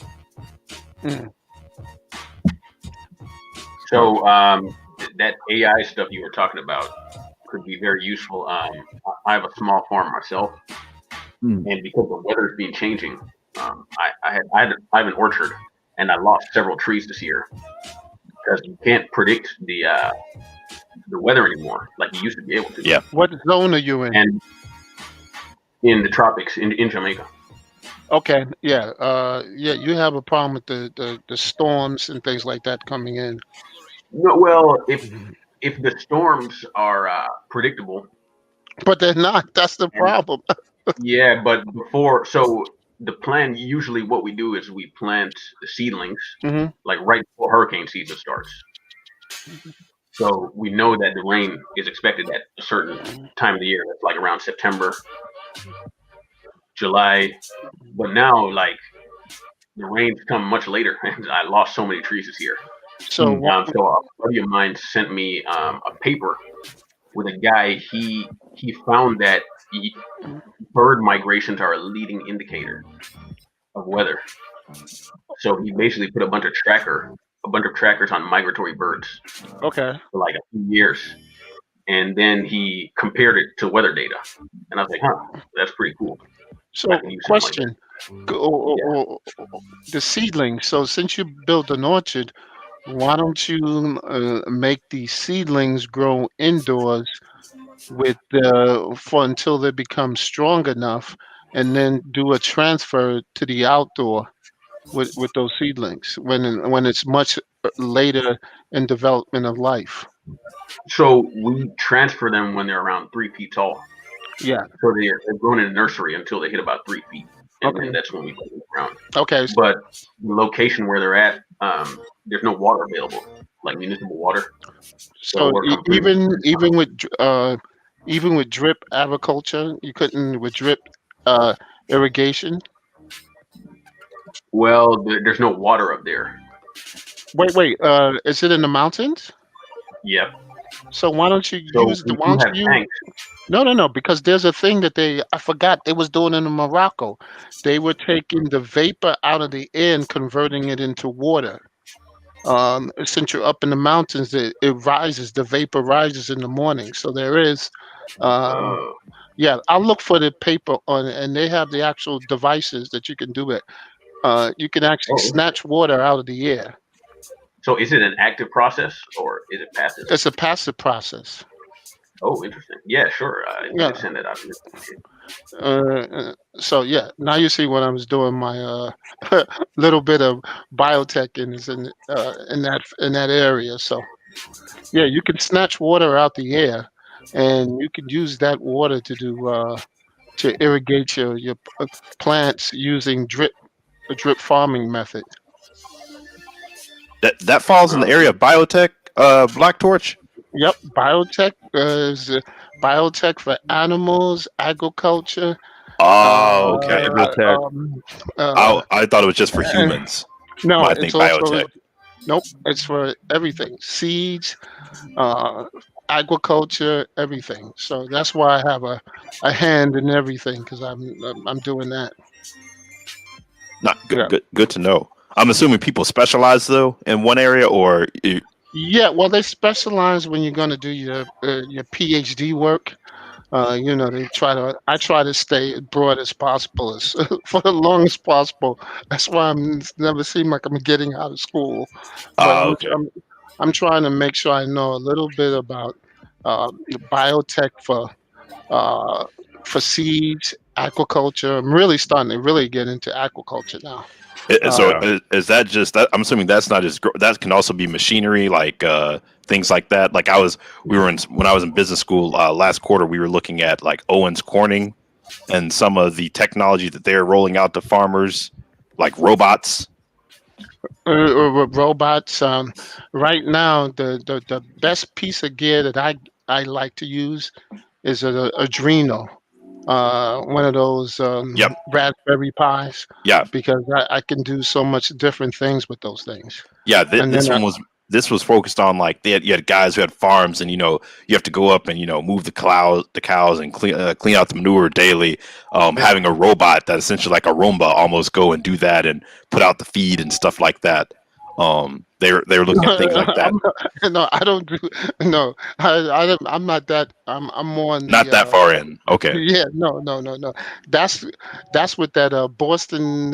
What's the Boston Robotics? We have a robotic guard dog and things like that.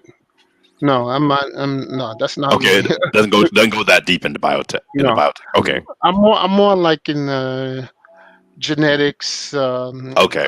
things like that, and production. Okay.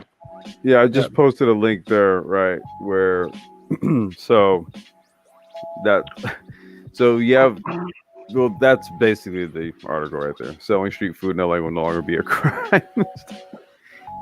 I mean, it wasn't really a crime unless you were like Latino, and you were making a killing because your tacos were just too damn good. Then the police roll up, hey, you got a permit for that, and then they pop you.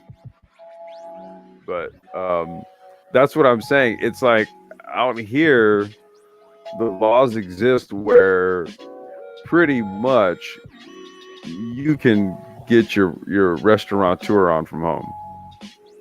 Yep. So And yeah.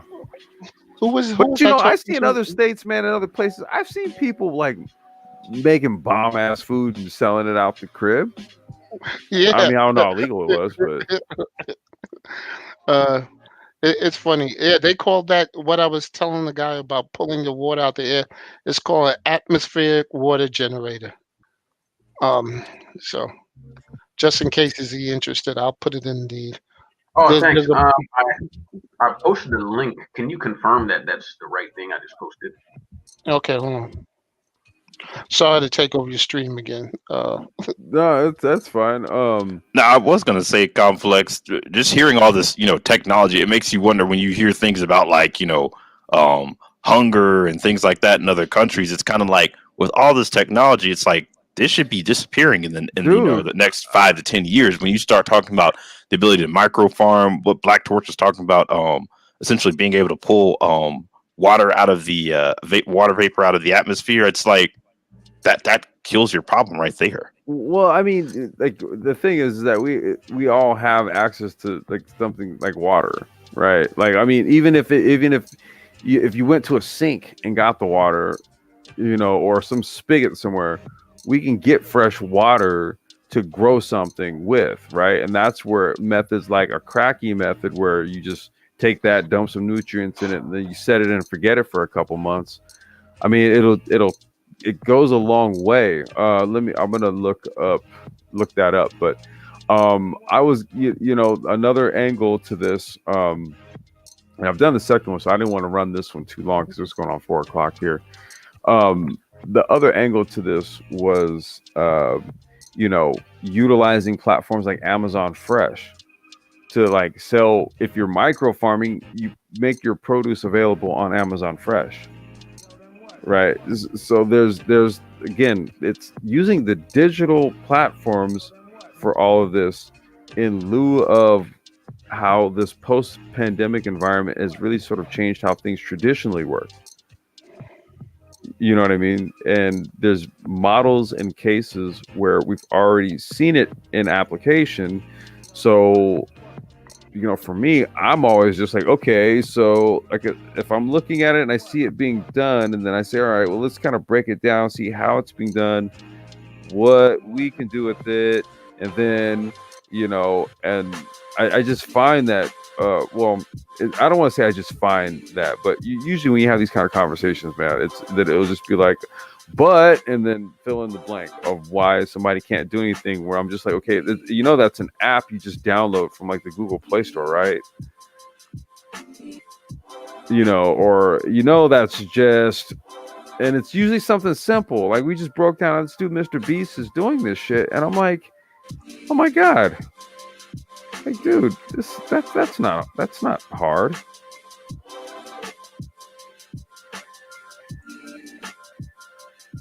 Nor is leveraging cottage food laws to like create home-based businesses from home and shit. And using technology as a way to get it out, get it distributed out. And yeah, no, it's another avenue of just showing, how much things are going to be able to be broken down to the lowest common denominator, and how with technology, you no longer need the large institutions that can be barriers to entry to prevent people from getting out there, and it's just going to give more people creativity in how they allocate their time and live their lifestyle. Sort of like what MOT was saying earlier about his cousin of right now he's more into just pretty much getting his food, smoking weed, and playing video games. A concept that really you couldn't have a viable lifestyle like that. What 20, 30 years ago, prior to the internet, it's like everyone was stuck in the 9-to-5 routine. Yeah, and oh, good. No, we knew that the 9-to-5 was going to die because they don't have the amount of work. Work is going to change, so we know they knew that. So they're going to have to find other things for people to do with their time, and that's the thing that people, they're going to have more time to do what they really want to do, and that's the problem. A lot of people just don't have any idea what they want to do. Well, I'm over here trying to give people some ideas. God damn it! We know Jesus you. Christ. We know you doing it. Become a damn farmer, for crying out loud, man. Like, that's not bad. Yeah, grow some microgreens, some weed.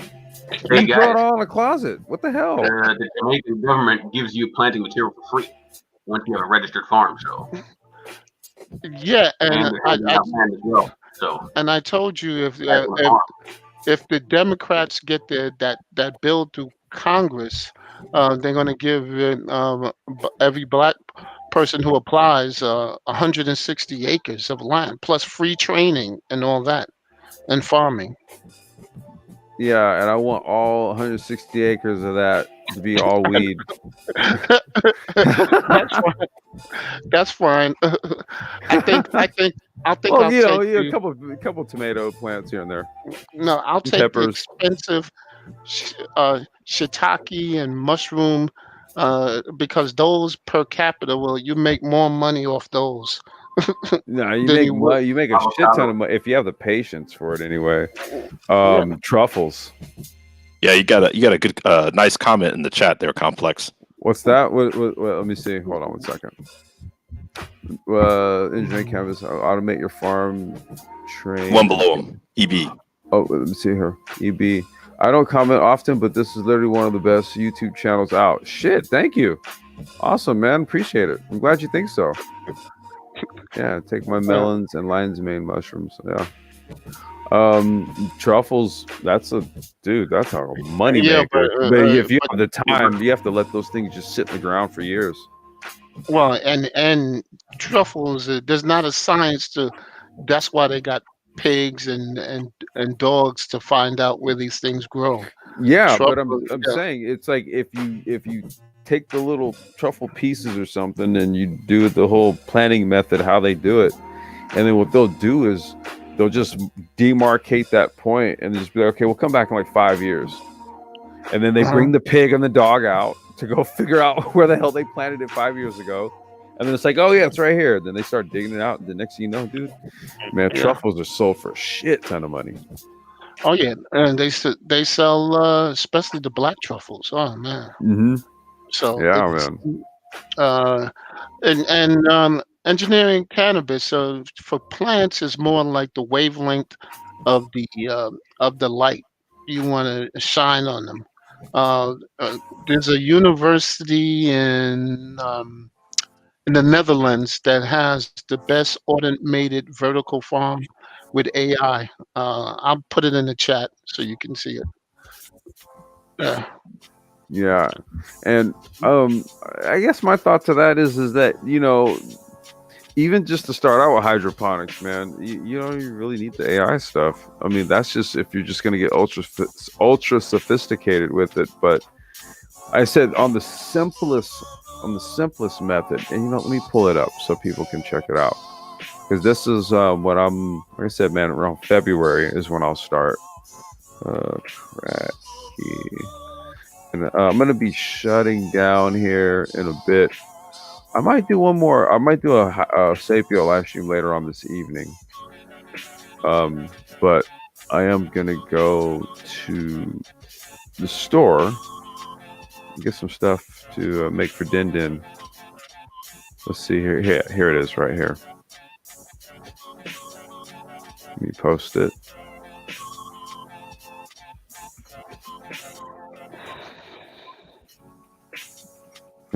So, Black Torch, are you into plant cloning? Yeah, we've been we've been doing that from the Yeah. beginning. How do you think how do you think Oh no, I know we're doing it, but I'm asking you personally. well, yeah, more I can't we'll take that offline. Yeah. It's a complicated thing, Yeah, I took a tour of a plant cloning facility in Africa like a couple years ago. It's really interesting. Yeah, They did like that's what I did with 50% my weed this year. I cloned it. That's what I was like. Yeah, I'm a big fan of cloning. Yep.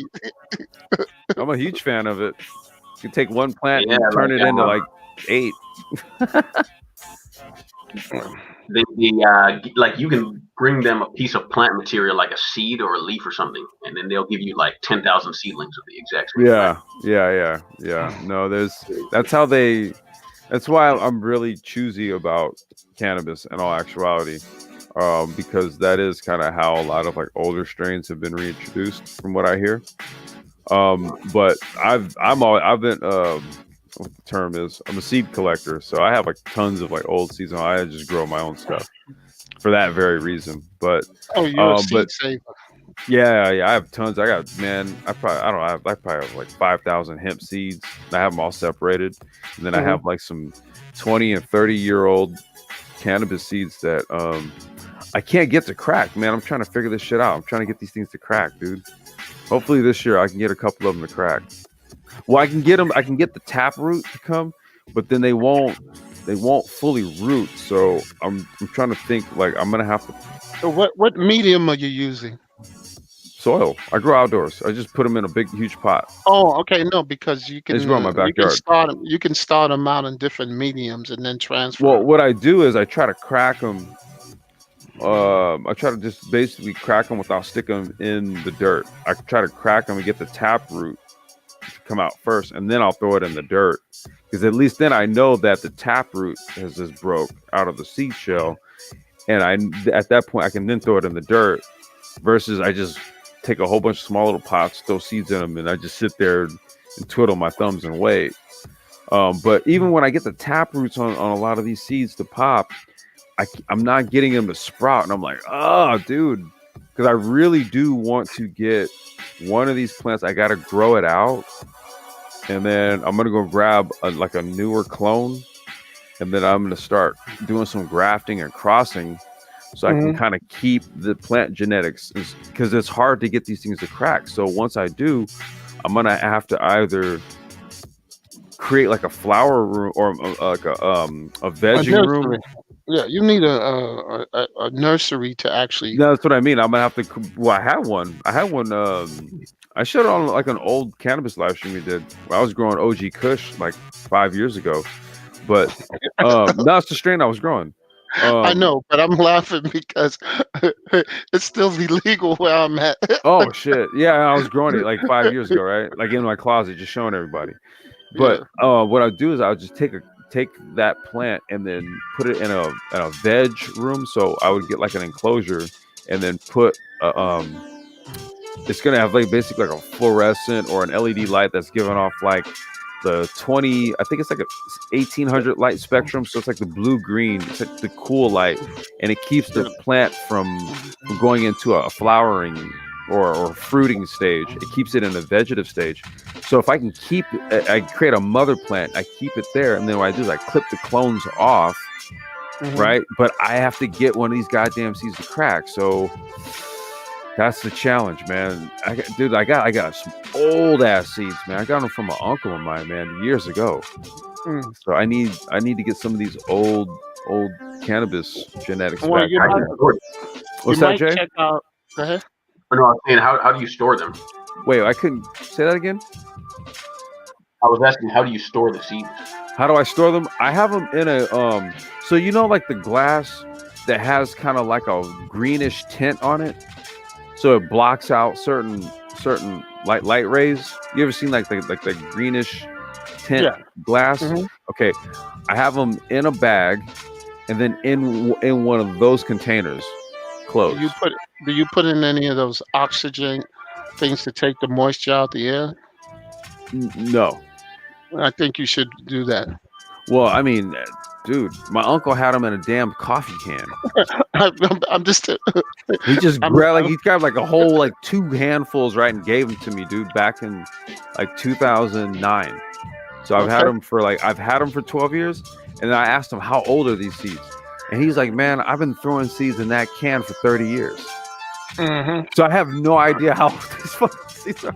But it was like a huge like coffee can, and it was like maybe 2/3 of the way full. He's like, man, I've been throwing seeds in that damn can for the last 30 years. I don't know how those seeds are. But when I was living in Arizona for a time, we planted a couple, and them shits grew. So I don't know. I'm gonna try again. There's a couple of books on seed savers if anybody's interested. Pretty good books on the internet.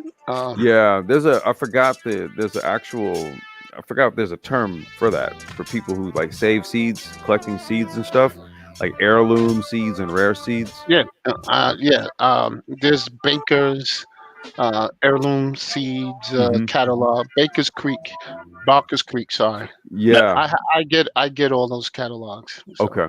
Yeah. I was gonna ask Black Torch for that long term. I mean, obviously now with technology, I'm assuming that they can take those rare seeds and basically duplicate them now. So were people just trying to save them for hoping for when a time like that would come, or is it just a collection in general? Well, no, what they do now is they just basically, they'll grow out. So once you pop an heirloom seed, right, and you grow a bunch out, you could just take a lot of it and you just dry the seeds out and pack them. That's because you have to do that in order for them to keep their OMRI, their OMRI status as being organic. So and what they're doing, they got a place up in Norway where they're saving all the seeds in the world. They're cataloging, saving all the seeds in case something ever happens. So which is practically impossible, but it's ambitious. But they was doing it they've been doing it for the past 20 years. I know, and that's what I mean. The only thing you would be doing, it's like an exercise in futility, because all you'll do is continue when you factor in plant variances, right? Cross hybridization and all that. you would basically, that would be like you'd spend just the rest of your, that would be like a never-ending pursuit. Just collect. You'd basically just be collecting seeds in perpetuity, well, perpetuity. that's what keeps biologists and botanists going. The Yeah. ability and finding new seeds. Because Well, no, I give mean me an it's this example. idea. It's this idea that they have some sort of like doomsday seed bank thing, right? I'm like, But dude, that's what you it's have like, called. That's what it's called, the I doomsday. know, and that's why I it's was trying hilarious. not to use that word because Oh, these certain words you don't want to say. oh, my bad, my So, bad. You're Black right. Torch, can I ask you a question? Yeah, go ahead. What what would you do for plants that don't propagate from seeds? Like if you wanted to put like breadfruit, which is what I grow, or bananas, like save them in case some doomsday scenario happens. You save the seeds. Or you save the. Do you have the roots? For example, like the breadfruit that I grow, there's not really seeds like to reproduce the breadfruit. You just cut a piece off of the tree. Right, and then Like hold on. and bananas don't have seeds. They grow from suckers. Hold on. I have a little emergency here. My nephew's losing his mind. Hold on. Okay. Hey, well, Give- you know what? I was gonna actually shut down here. I need to get to the store and go grab a couple of things for Den. Well, I'll let Black Torch come back. He needed to go handle something real quick. Did you guys have anything you wanted to put in on this before we shut down, though? No, I thought it was a great topic. Something that would never initially cross my mind, even though, like I said, I just happened to be listening to how I built this, and they were talking about the lady with chicken salad chick, which I looked up. She now has 139 locations in 16 Jeez. states. Wow. Yeah, just by the health inspector coming, them taking the idea to sell chicken salad, and health inspector shutting her down. So, can start anywhere. Yeah. Chicken salad. Oh my Yep. God, with the Chicken eggs salad, and all man. that. Oh God. Yeah. They got tons of variants on it. Like I've only been once, but there's like I want to say 6 or 7 different types. So See, this is why I'm like, man, vegan is where it's at. Uh, uh, Well, that's we just me. I'm pivoting No, towards no, vegan no. I'm myself. just So we can have that discussion because I always laugh when people like I had a discussion with a guy who basically says, "Oh yes, we feed our fish the best uh, feed." I said, "What kind of feed did you give them?" "Oh, soybeans." I said, "Soybeans is not natural in nature to fish. They don't ever run into that." Because I was trying to tell him to use insect feed and things like that. He says, "I can't sell that to my customers." I said, "What do you think the fish what do you think do in the fish eat? wild?" Yeah, you know what I'm saying. They So eat insects. that's why it's and cooked. and they just don't get it. So Well, it's and then it's you a wonder why, like fish that store-bought fish doesn't taste as good as fish that's caught, like fresh caught. Like if you go out to a lake and catch some shit and then cook it, well, tastes way different than when you bought it. Oh yeah. You talk to anybody who lives on the coast, and they're Yeah. like they can tell a That's big me. I difference. live on the coast. Yeah. yeah. See, you know the difference between Yep. like fresh seafood, like pulled fresh out of the water, and Yep. And I know Yeah. the difference when we pull out of the lake. Yep. Yep. Pull out of the But lake then too. but there's new ways of doing it so that using the same water but with different. Right now, that's the biggest issue. They're trying to force fish to be vegetarians, and it's a big problem. Yeah. You Jay, know. did you have any last words? Black Torch, you got any last words? I got to go run a couple errands here, No, man. it was a good thing, man. Like always. Oh yeah, hit me up because I need to tell you about that episode. What's going on? Okay. Yeah. What Right man. after this, just 2 minutes, and I'll tell you what's going on.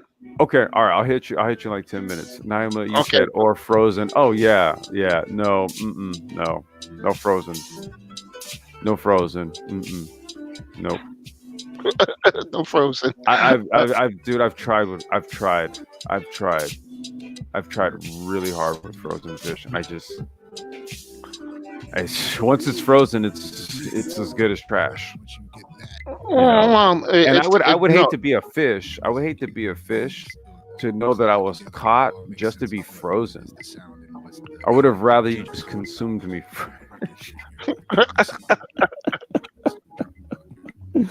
All right. Okay. All right. Hit me up. So you say you hit you in a few? Yeah, because you wanted to know what was going on, and I pretty much pulled together information from other people about what's going on. Okay. All right. Give me like 10, 15 minutes. I'll call you. Okay. All right. Yo, Jay, you got any last words, man? Oh no, great chat. I'll ask Black Torch about those bananas later. Oh, about the bananas. All right, yeah, I'm sorry. Yeah, my nephew. Oh wait, you're still there, man. Go ahead and ask him. Yeah. No, I forgot the question. No, you're leaving. Yeah, go ahead. Go ahead. Go ahead, ask him. Now, what was the question again? Sorry about that. I forgot something about bananas, right? Yeah, so like bananas aren't propagated through seeds. So if a doomsday scenario occurs, are bananas lost? Well, remember, we only use there's only 3 types of bananas that we use, but there's thousands of different bananas. The ones that we use are really not the good tasting ones. Oh, I know that. I'm from Jamaica. Yeah, okay. I just want to make sure because the ones that we send up here, the horrible tasting bananas. They're just horrible. Let me get back with because I'm not familiar with bananas, but I can get you some more information. Oh, sure. Yeah. If there's a doomsday, I would tell you to get use other bananas and let that one die. I think there's a disease that's attacking the banana trees anyway. COVID. I'm sorry. No. I couldn't help. No, I know, but you remember that damn algorithm, so be careful. Yeah, I know. Well, look, the algorithm has to know that if I put COVID and bananas in the same sentence, then it shouldn't make a whole lot of sense. Okay, I'm gonna leave that one. Yeah, but I remember that there was a big thing. I'm not into the diseases, but I know that some guys was working on that, and I think the bananas that we know it now may be going extinct anyway. Those brands. Yeah. The problem as well is that the bananas I knew as a child are also disappearing because people don't grow them anymore, so they're kind of hard to find. No, you know what? You gotta hit those that website or the company that Black Torch is talking about, because some of them actually have banana seeds. Yeah. Right, where the trees are growing those bananas they have the samplings. He's looking for the samplings, the actual. Oh, they have those too. They have samplings too. You just gotta find the right nursery because the nurseries have them also. But then those seed retailers, the heirloom ones, because I wanted to grow one in a huge pot, like a banana tree. I didn't. I want to just try it. But these are ones where the bananas actually have seeds in them. Yeah, those are the red ones you're talking about. I know what you're talking about. Yeah. Listen, just hit me up. You got my in the back chat, and then I'll ask one of the guys who's working on it. He's into diseases. I'm not, so. Okay, wait. I mean, I got your number, dude. I'll give you a call. No. I'm talking to. You're talking to Jay. You're talking to Jay. Yeah, Jay. Okay. Are you still there, Jay? Yeah, I'm listening. No, I'm just saying that there's, like I said, I think the bananas in the Western Hemisphere that we know, and I think they're going to die out because of the diseases. And I think you should be looking at the new the olden type bananas, the heirloom ones, and start looking at those. Yeah, either that or just rock with plantains. Okay, there's a shortage of those too. Well, yeah. Well, now you see why biotech for agriculture is big business, man. Yep. Okay. All right. Thanks. Yeah, no problem, man. All right, y'all. I'm gonna shut it down. Black Torch, give me a few minutes. I'm gonna hit you. Okay. Yep. All right, y'all have a good one, and we'll probably fire up later this evening for a Sapio live stream. Let me see what's going on, and we'll circle back around. All right, y'all have a good one. Peace.